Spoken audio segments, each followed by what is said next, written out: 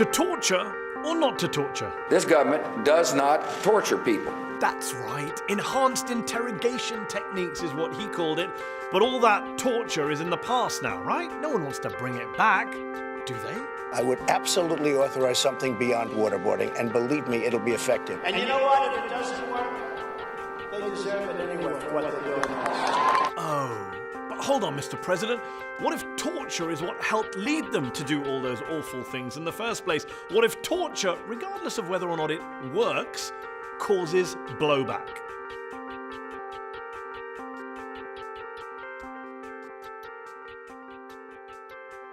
Did you know that many of the so-called giants of jihad, the men who either came up with the ideology behind groups like Al-Qaeda and ISIS, or actually led Al-Qaeda and ISIS, were victims of torture? The father of modern Islamist extremism, for example, is considered by many to be the Egyptian writer and Muslim Brotherhood leader Sayyid Qutb, who ended up being brutally tortured in an Egyptian prison after the Brotherhood tried and failed to assassinate then Egyptian President Gamal Abdel Nasser in 1954. And the result of that torture? Well, as Lawrence Wright, one of the world's leading experts on Al-Qaeda, has written, human rights advocates in Cairo argue that torture created an appetite for revenge, first in Sayyid Qutb and later in his acolytes. The main target of their wrath was the secular Egyptian government, but a powerful current of anger was directed towards the West, which they saw as an enabling force behind the repressive regime. It was Qutb's imprisonment and torture, agrees The Economist magazine, that turned him into an impassioned and embittered revolutionary and an ideological godfather to Osama bin Laden. Now, bin Laden may not have been a victim of torture, but his deputy Ayman al-Zawahiri, the current leader of Al-Qaeda, was also tortured in an Egyptian prison, this time in the 1980s, and it seems he too was radicalized by that experience, as were his fellow Islamist comrades behind bars. We tried our best to establish this Islamic State and Islamic society. The torture that they endured, in my opinion, is what really gave them an appetite for revenge. And the bloodletting that is so characteristic of Al-Qaeda, I think it was born in the humiliation that those men felt in those Egyptian prisons. In more recent years, there's also Abu Musab al-Zarqawi, who went into prison in Jordan in the 1990s as a violent thug and came out of prison a violent radical and extremist and future leader of Al-Qaeda in Iraq. His biographer, who spent time with him in prison, says that incarceration and the severe torture Zarqawi endured was, quote, the most significant phase in the development of his personality. Oh dear. Good job, torturers. Now, no one's saying that Zawahiri or Zarqawi weren't bad men before they were tortured, or that torture made them bad men. But to pretend that the vicious abuse they did endure, they used dogs on Zawahiri, for example, while Zarqawi lost his toenails, to pretend that had no impact on their worldview, their hatred, their anger, their desire for vengeance, is just naive. Now, you might say, well, regardless, that's all ancient history. What's that got to do with today and with US policy today? Well, here's the thing.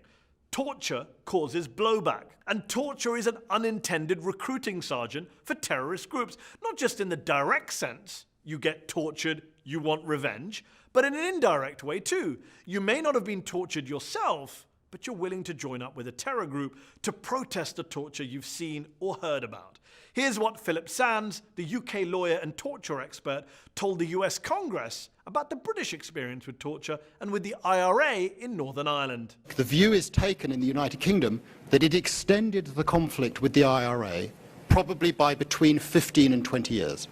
Because what it did was that it outraged the community that was associated with those who were subject to these particular techniques, and it created a breeding ground, a recruiting ground. Yet the US still went ahead and did the same kind of torture in Abu Ghraib, Guantanamo Bay, CIA black sites across the world, the same kind of torture that the British did in Northern Ireland. And there was the same kind of blowback.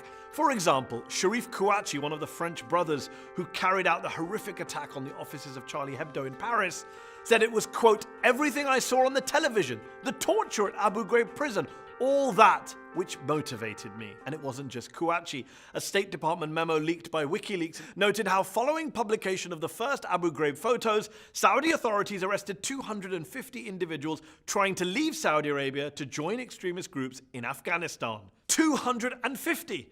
Now, you might be thinking Abu Ghraib was closed in 2006. That was over 10 years ago. But that's exactly the problem. We're still feeling the blowback from that torture. It's the gift that keeps giving to the terrorists.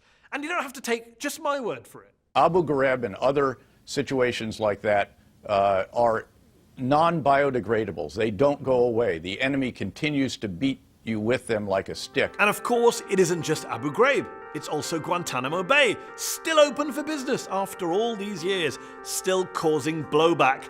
In fact, the current president of the United States is a huge fan of Gitmo and has no plans to shut it down. I just signed, prior to walking in, an order directing Secretary Mattis to keep open the detention facilities in Guantanamo Bay. Yet there's still so much denial on the part of so many about what torture in such places actually achieved. We did the right thing for the right reason.